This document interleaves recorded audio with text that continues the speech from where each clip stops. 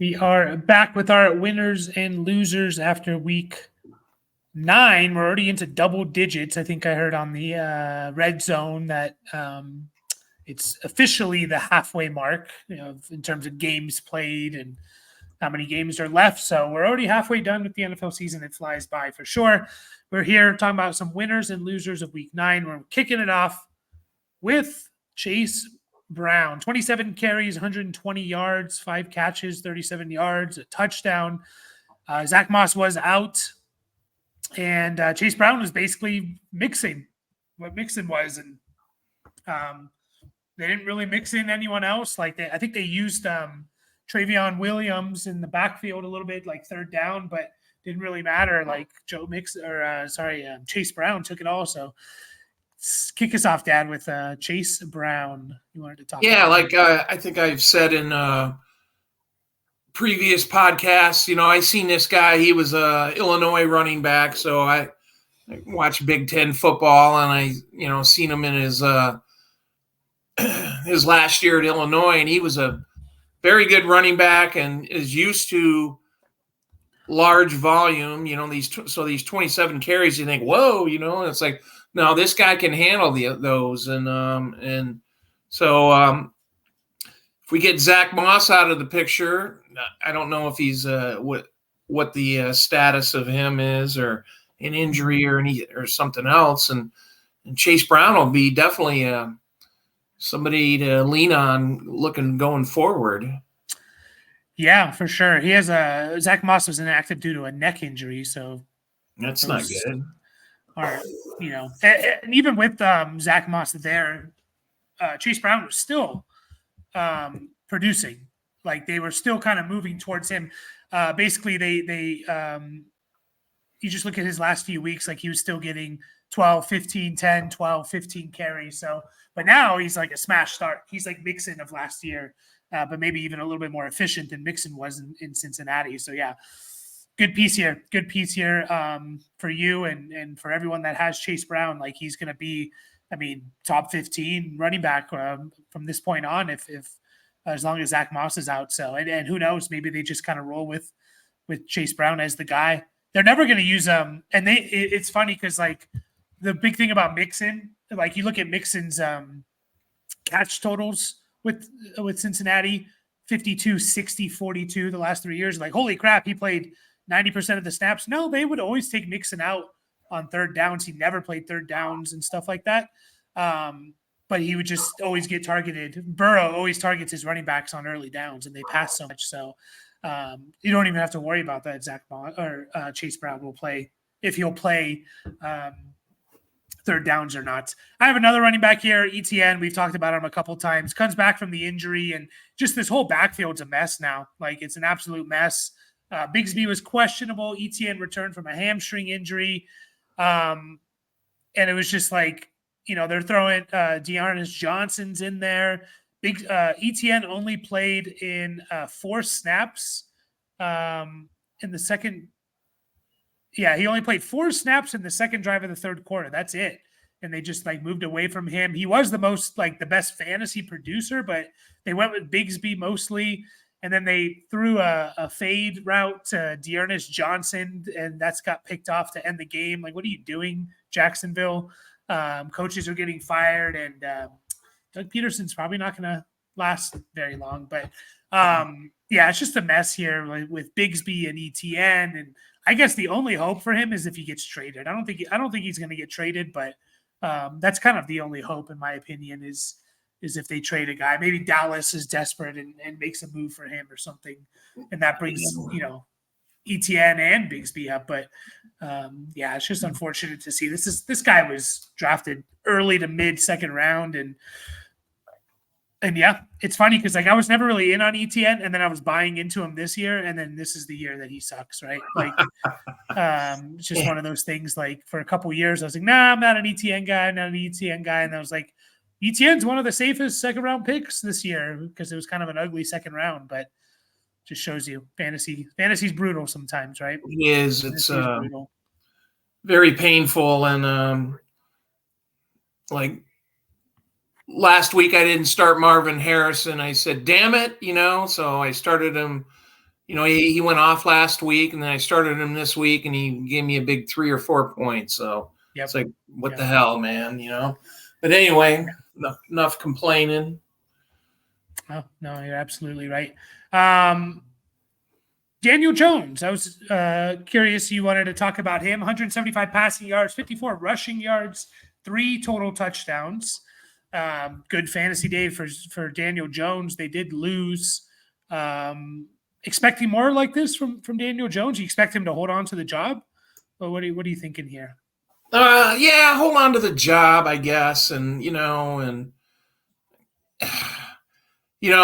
sure the coaches know. Okay, is it him or is it Drew Lock gives us the best chance? You make a quarterback change. It's like World War III started. Like a nuclear bomb went off sometimes. In the media and all that stuff. So I think he gives them the best chance. I think he's out of there as far as I think. I think this, as far as a salary cap hit and all that other stuff, I think this off season it starts to become a little more manageable. But the Giants, they need a damn quarterback, so They do. could have They kept do. on. Yeah, I almost had Malik Neighbors as on the loser list here. I left him off, but and you look at the numbers and it's like he's not like busting or anything. 9 for 59 is still a really good day, but I don't think we're going to get that top tier. He was wide receiver 1 the first 4 weeks of the season, but he's just limited by his quarterback. And yeah, he gets 11, 13 targets, but that should turn into a huge fantasy day. It's turning into a really good fantasy day, but yeah, it's interesting to see if they roll with him. They need to start winning, or unfortunately, Dayball might be out of a job. So, speaking of quarterbacks and quarterback changes, I have Flacco on here as my loser. 180 passing yards, 1 interception, and I know the Vikings defense is, a lot better, and they've talked about them just confusing the hell out of quarterbacks. Maybe that was part of the decision of benching Anthony Richardson, was because they were playing against the Vikings. But I just wanted to point out, like, what Flacco did last year, what made it so amazing is because, like, we never really saw that. We've seen that from Flacco like once or twice, but that was never who Flacco was in his career. He was kind You of just mean like, you mean down the kind of just winging the ball down the field and stuff, and yeah, just putting up huge numbers. He was more of like right, that middle of the road right. quarterback. Like he was like the level in which him and like Andy Dalton were like that level of quarterback. You said, this is the average line of quarterback. Everyone above this is above average. Everyone below this is below He average. It was was like, he was even in his good day with the Ravens. He was not a great fantasy quarterback. no. He had that one year he took them to the Super Bowl, and then he got a Oh big yeah, he got hot. contract. And he didn't suck or anything else. He was just kind of like you said, like Yeah, quarterback number 15 or something like that. So his best yardage total was 4,300 yards. Other than that, that's the only time he got over 4,000 yards passing, and he went over 20 touchdowns passing, like 3 or 4 times in his career. So it's just something to note. Like, there's a good chance that like Flacco is just like what we saw last year was just an anomaly, and like it was fun, but that doesn't necessarily mean we're going to see that this year. So Colts are just in a bad situation, I think. Like, what are you doing? Like, what are you doing? I understand trying to win and stuff, but you start losing the next couple of games, and now you got to go back to Anthony Richardson. It's just kind of a mess. So, by the way, just got a sleeper update that Zach Moss is out indefinitely with a neck injury. So, yeah, I just seen that. yeah, Chase so he's going Brown. to be out. Yeah. J.K. Dobbins, 14 carries, 85 yards, 2 catches, 20 yards, 2 touchdowns. If I had you guess how many rushing yards you think J.K. Dobbins is on pace for this year, what would you say?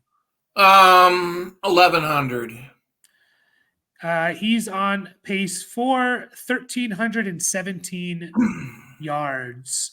Also throw on top 44 catches. So, which is not something we expected for another 250 yards or so. He has 6 total touchdowns. So yeah, J.K. Dobbins. Well, Not a surprise, no? we also expected Gus Edwards to be in play, because they even said Greg Roman, the offensive coordinator for the Chargers, said, "Yeah, we're going to go with who's ever doing good." So it meant, could it be Gus Edwards one week and then J.K. Dobbins another? So, and that's what we had to go on. And then Gus got hurt. I don't even know what his injury is, but he hasn't played since like about week 2 or 3. So, so J.K. is definitely the winner in the Chargers running game. Yeah, ankle injury for Gus. He got it in week 6, so 7, 8, 9. I think he has one more week, or he can come back next week. I forget, but yeah, I mean, J.K. Dobbins has been awesome. RB13 in half PPR and points per game. Only 3 games under 10 points, and really only one bad game, like bust game. So not even really 6.9 in half PPR is not a complete bust, but it's obviously we want more. Yeah, it's great to see, and just a quick little like dynasty nugget. It's always maybe a good idea when you get these guys who are talented and go down with these catastrophic injuries to see how low you can buy them on. It's one thing in redraft because you have to invest in them, but if you say, like in dynasty, let me throw a 4th round pick and just get J.K. Dobbins, and if he works out, great. If not, whatever, So always the thought there. Another running back who had a catastrophic injury that hasn't bounced back is Javonte Williams. 12 carries, 42 yards, 2 catches, 42 yards. So he did have 80 total yards, which isn't horrendous, but his snap, it's just been up and down with Javonte. As soon as you think he's like, oh, he's starting to take over, he goes back down. He's playing fewer snaps than usual. He's averaged under 4 yards per carry in 3 of his last 4 games. And he fell, looks like he fell below 60% of the snap share as well, which is not great to see. And this came out after I made this. They said they're going to get Audric Estime more involved. So why not if Javonte's not part of your long-term plans? Like, Broncos have a young team who are overachieving, right? Their quarterback's, better than we all thought. Like, maybe start moving a little bit towards, like, you're not going to win the Super Bowl this year. Maybe they make a run at the playoffs. At least they'll be around it. But, at least start getting these young guys involved. So I'm worried about Javonte. Like, we might have seen the last of him this year as like a viable starter. So, I had to, unfortunately, because I wasn't home, I had to watch this game at another person's house, the Denver, Baltimore, and Bo Nix. First off, Bo Nix does not look bad. I mean, he looks like, and he's not just dinking and dunking. He was throwing the ball down the field and stuff like that. And Javonte Williams didn't look bad. It's just like, but it's all, when he got the ball in his hands, but there's no consistency, I guess, like he said, snap counts and touches and things like that. So, if he's on a dynasty roster, I'd keep him and see where he ends up next year, Yeah, that's kind of your only hope at this point, because he used to be like the dynasty RB1 or 2, not like before he suffered his major injury. So, Bo Nix, he's on pace for 3,400 passing yards, 15 passing touchdowns. And then obviously his work on the ground, he's on pace for, just double checking here, he's on pace for 550 yards on the ground and another 7 rushing touchdowns. So over 20 total touchdowns. And he's looking good. And the Broncos do have a tough schedule coming up, though, which is, makes me even not want Javonte even more. They have Chiefs, Falcons the next 2 weeks, and then Raiders, Browns. So 3 of the 4 games are pretty tough. Jackson, Smith, and Jigba finally, it's the second time this year, but this was a major, huge game. 13 targets, 7 catches, 180 yards, 2 touchdowns. And he also had over 70 yards called back on penalties, where the penalty didn't really affect him in the yardage that he got. So he could have had well over 200 yards. DK Metcalf was out. Gino was slinging it.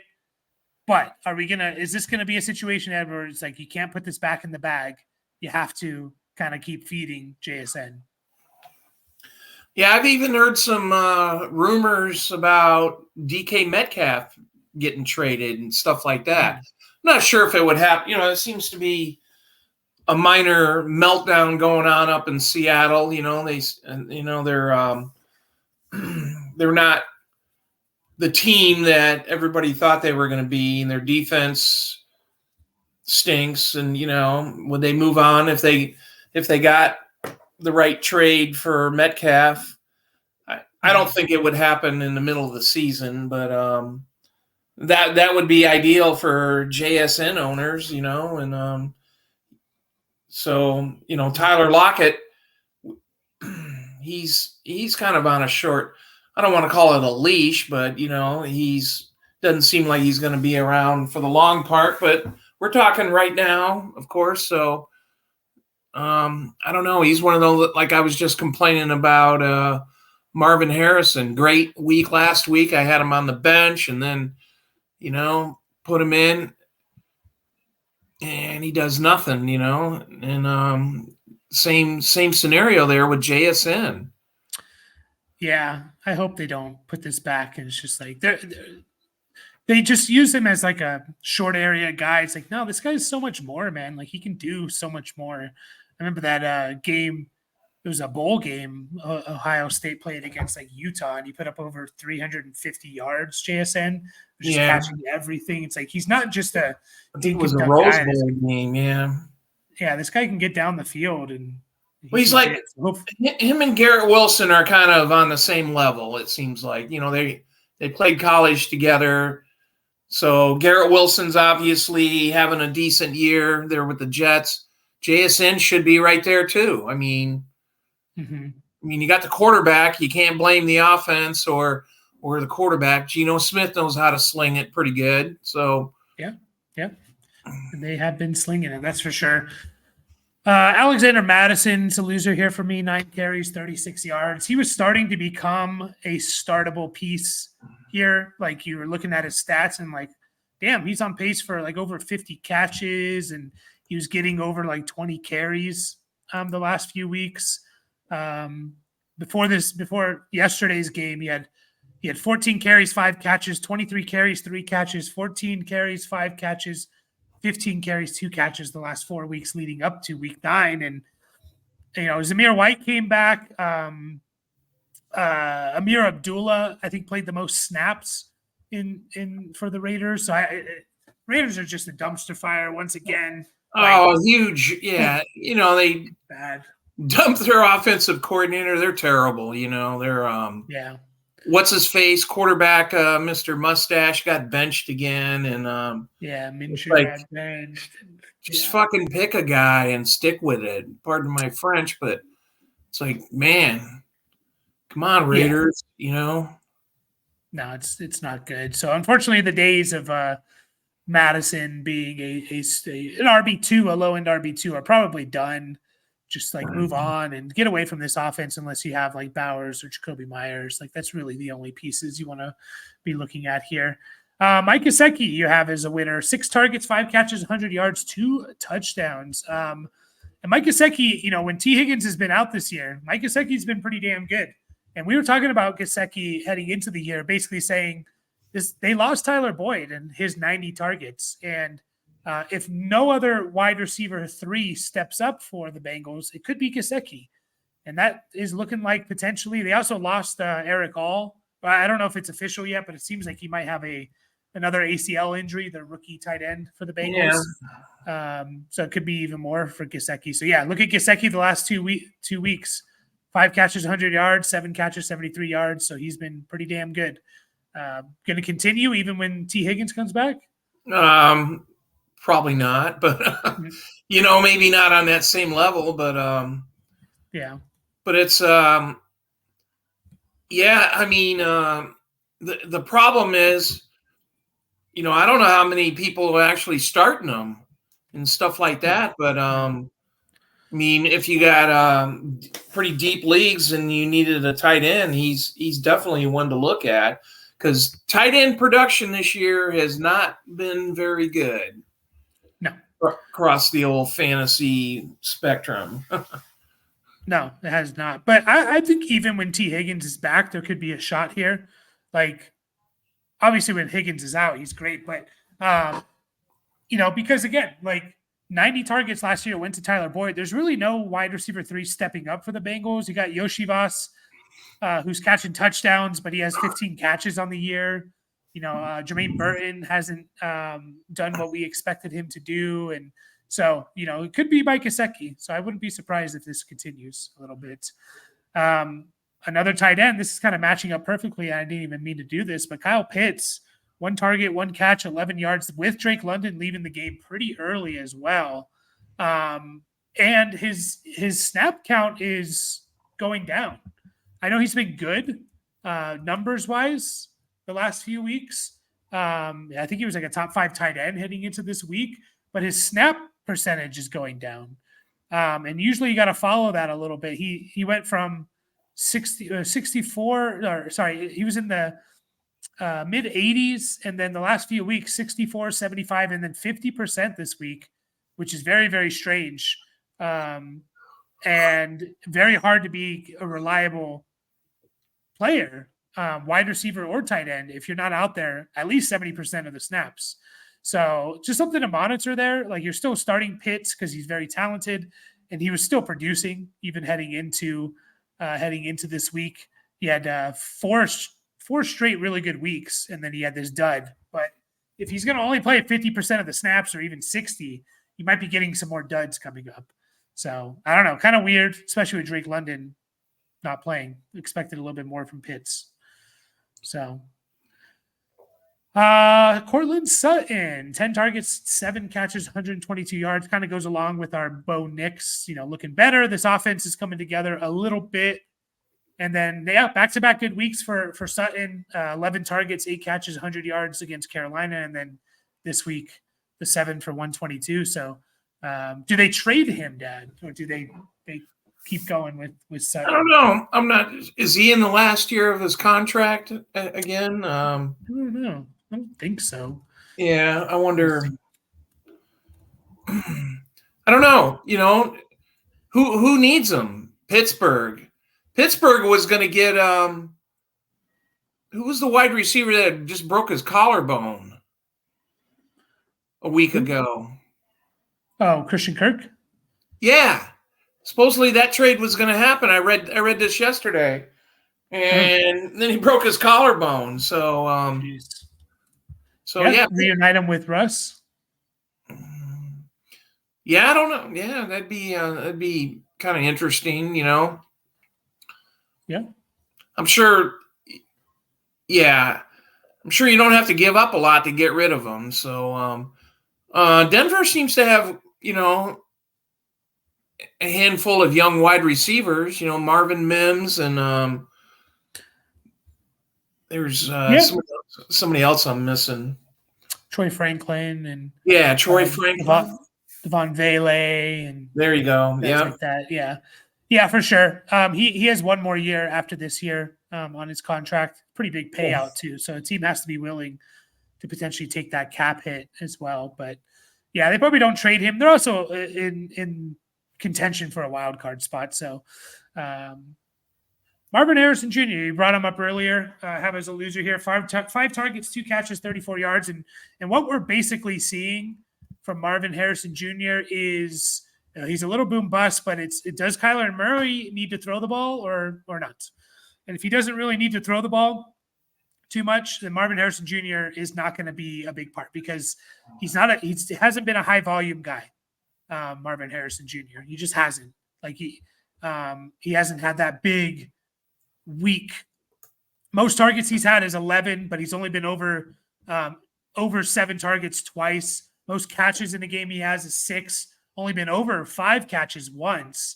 So Trey McBride's going to get his, Michael Wilson, James Conner, other guys. So when Kyler Murray doesn't have to throw the ball too much, Marvin Harrison Jr. is not going to be very good. You just look at it. Like this last week, only 20 pass attempts for Kyler Murray, and he was bad. The week before, when Marvin Harrison was good, 36. The week before that, when Marvin Harrison Jr. wasn't that good, 3 for 21 for Marvin Harrison, 26 pass attempts for Kyler. So it's just lining up to, like, do you think they're going to have to throw the ball or not? It's tough to predict that.